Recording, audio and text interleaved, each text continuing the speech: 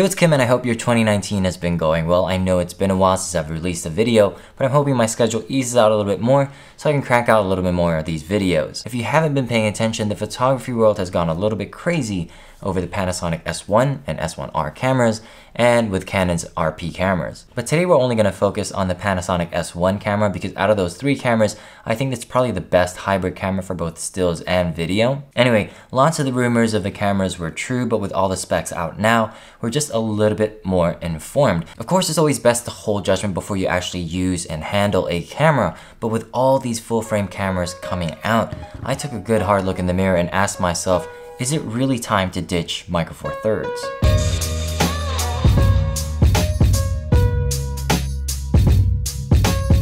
So why would I ditch Micro Four Thirds cameras for the Panasonic S1? Well, the first reason would be that it's got a full frame sensor, which means it's literally 4 times the size of the sensor we have in our Micro Four Thirds cameras, and that also means you're gonna get a lot more depth in your shot. But whether this actually matters to you is kind of like underwear, it's really a personal thing. The second reason would be better low light performance. So from the high ISO tests that I've seen, the image actually looks okay at 51,200, and this is really appealing if you're shooting events where you can't always control lighting conditions. Another bonus for switching is the higher 24 megapixels that you get from that camera, but also on top of that, having that high res mode, which will give you a 96 megapixel picture. Now, I'm not saying that images are inherently better with more megapixels, but it does give you more options in post-processing when you need to crop. And overall, the camera seems very ergonomically designed. It's got a good button layout, it's got back illuminated buttons, and it seems like it's top of the line in terms of design. So on top of all of this, the camera also has IBIS, and that can work with lens stabilization.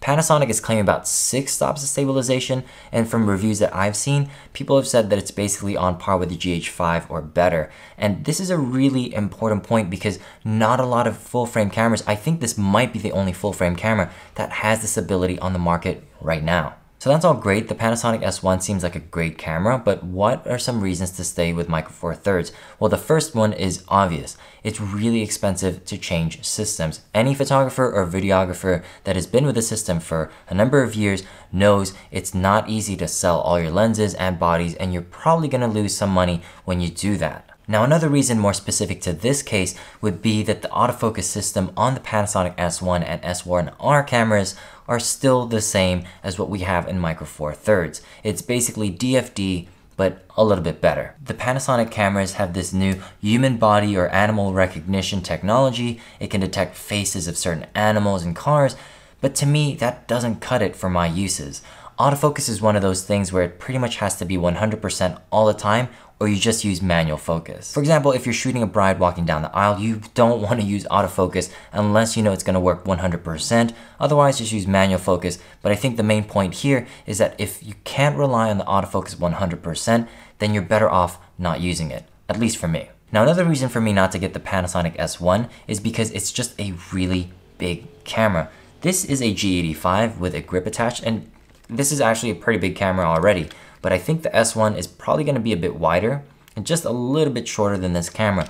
But more than just the size, what really gets me about big cameras is the weight. If you have ever held a 5D Mark IV from Canon or a Nikon D850, you will know what I'm talking about. Those cameras are heavy as The Panasonic S1 weighs about 1 kilogram without any batteries or lenses, and that's just not appealing to me. Now, one more thing that annoys me about this camera is that even though it can shoot at 4K 60, it has a severe crop. It literally goes from a full frame sensor down to an APS-C size sensor, which actually is kind of okay, but say you're on a gimbal and you want that really nice epic wide shot and you're shooting at 4K 60, all of a sudden it's just not as wide anymore. Or even for shots like this where you're just talking into the camera and then you want to shoot 4K 60, all of a sudden it's starting to look like this. So I guess my point here is that there's Micro Four Thirds cameras that can shoot at 4K 60. They do it well. If you get a speed booster with that, you're already gonna get that 4K 60 with an APS-C crop.